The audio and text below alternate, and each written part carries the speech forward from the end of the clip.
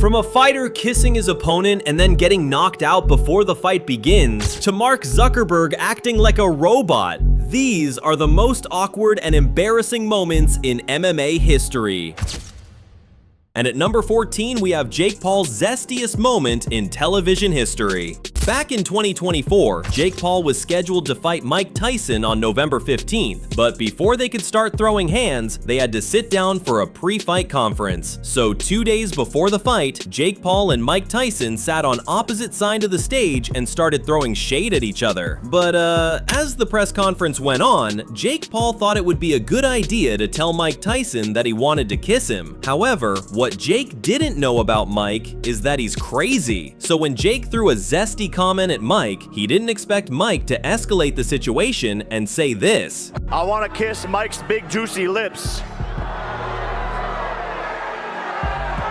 That's so ironic that he said that, because I saw a picture of him dancing at 16 doing a little dance on YouTube, and for some reason I had an erection.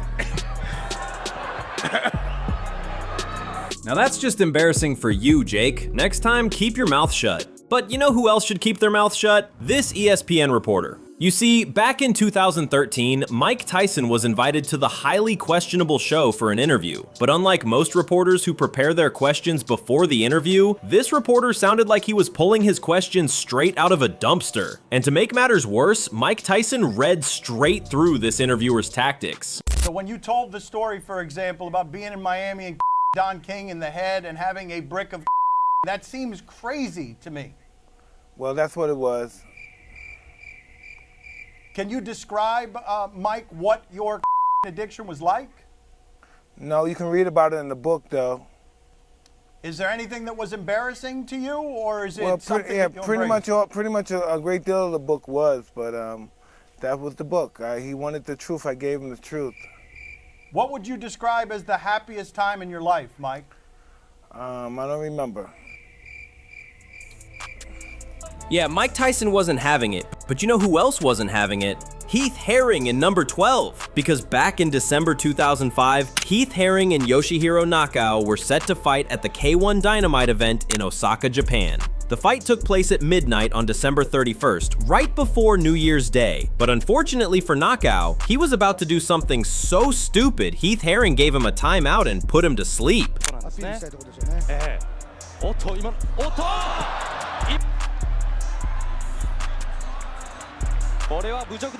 Sheesh, Nakao should have known that Heath Herring doesn't swing that way. But you want to know what's more embarrassing than a no-contest fight? A fighter comparing himself to Napoleon and then going on to get raw-dogged in the UFC finals. The Ultimate Fighter was a show created by the UFC with the goal of giving unknown MMA fighters a chance to earn a UFC contract. At this time, Jose was an unknown MMA fighter and had to differentiate himself from the 15 other contenders. Up until this point, Jose hadn't lost a single fight, and he showed absolute bravery in front of his opponents. But when Jose had to fight his third opponent, Jose remembered that he had a skincare routine and had to preserve his pretty face in order to apply it.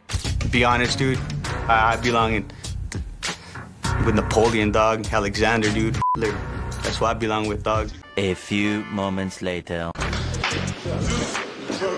think I did the wise thing, you know what I mean? Pulling out a little bit before I really myself up. I'm pretty.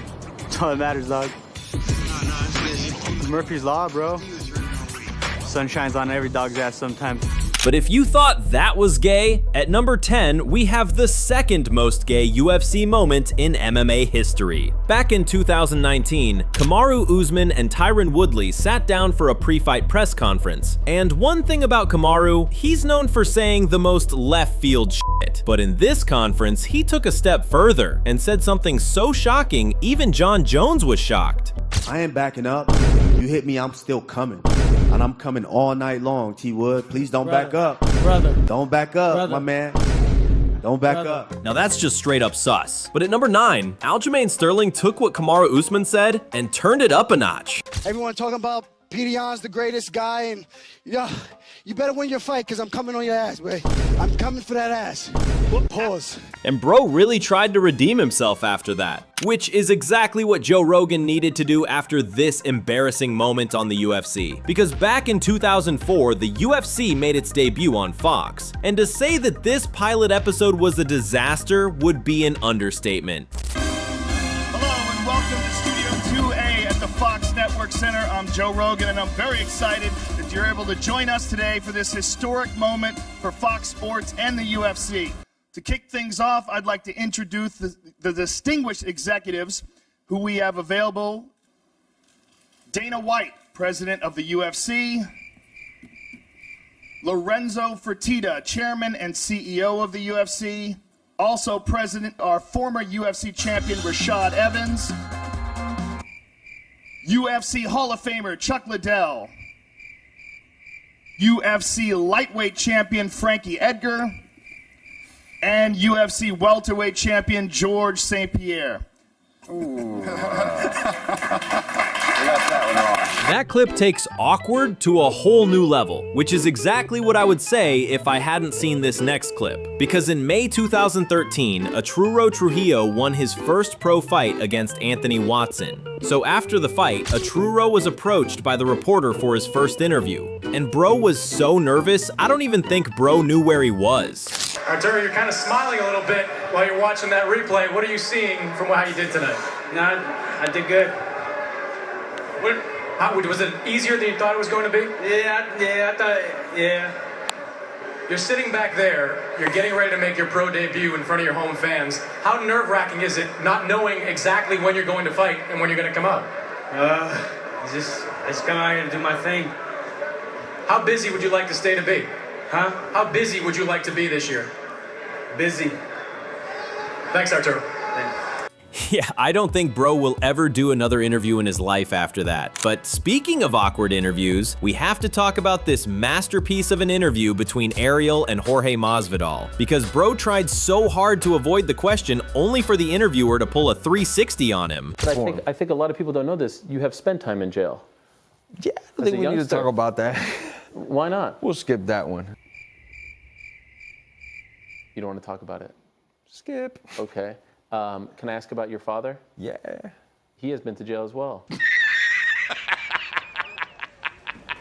Nah, Ariel did my boy dirty on that one. But remember earlier when I showed you a clip of Joe Rogan's awkward UFC moment? Well, I think I just found a clip that might just top that. Back in 2023, a UFC Octagon announcer named Bruce Buffer was hired to introduce the 2023 Las Vegas Grand Prix contestants. But when the time came for Bruce to announce Sergio Perez, Bruce made it one of the most awkward moments in sports history.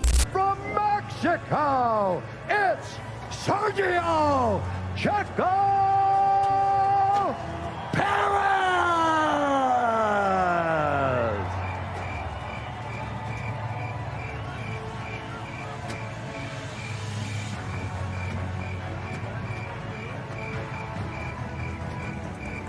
But back to being zesty, because back in 2013, Floyd Mayweather had the brilliant idea to try and unite the WBA and the WBC. And to do that, he needed to get people's attention. So Floyd announced that he wanted to throw hands with none other than Marcos Maidana. So after offering him more than $3 million, Marcos signed the contract. And on May 3rd, 2014, Floyd and Marcos stepped in the ring and had their first fight. And by the end of the fight, Mayweather was in the lead, but Marcos wasn't far behind. And even though Mayweather won, he still wasn't happy. You see, because Marcos and Mayweather's scores were so close, Mayweather wasn't satisfied. So on September 14th, Marcos and Mayweather got back in the ring for a rematch. But unlike the previous match where everything went smoothly, this time things would take a bite for the worst. Because in the 8th round, Mayweather did something that had us all questioning his sexuality.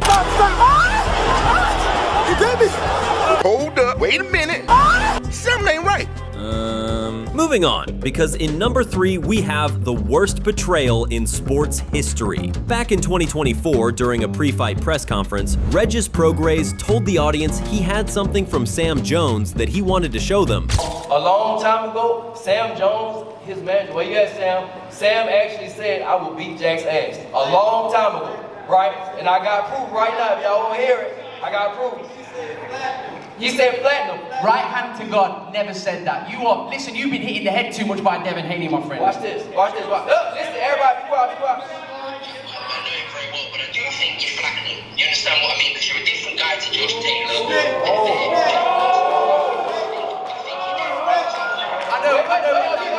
I know when that was. Wait, hold on. We just need to hear it one more time. I know when that was. Hold on. I know when that was. Regis, I've got some messages of you, so just think very carefully before you play that next one.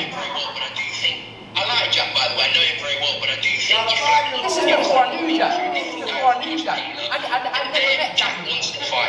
You never met Jack? I never met Jack. I've only known him 2 years. Now that's what 0% sportsmanship looks like. That was embarrassing. But you know what else was embarrassing? The way this kickboxer reacted after getting knocked out. Qui descend, ben voilà. Eh ben la fenêtre s'est ouverte encore une fois. Et quelle droite d'Hakim! Quelle droite! Ah mais qu'est-ce qu'il... Mais où il va, Canelo? Il rentre au vestiaire. Il repart au vestiaire en levant les bras comme s'il avait gagné. Mais... Attendez. Damn, my boy was in another planet, just like Mark Zuckerberg in #1. You see, back in 2022, Mark Zuckerberg wanted to change his public image. In simple terms, Mark was trying to convince people that he's not a robot. One of the things that Mark did to change his public image was getting involved with martial arts. Yeah, while I was making YouTube videos, Mark was getting ready to throw some hands. But despite all of that, Mark was still a robot, and he acted like one. Just look at this man at the MMAs. He says when he looks at the podium, he's boxing heavy, so of course he's paid special attention to that. Last time we saw him, of course, was against Islam Makhachev, when he stepped up and showed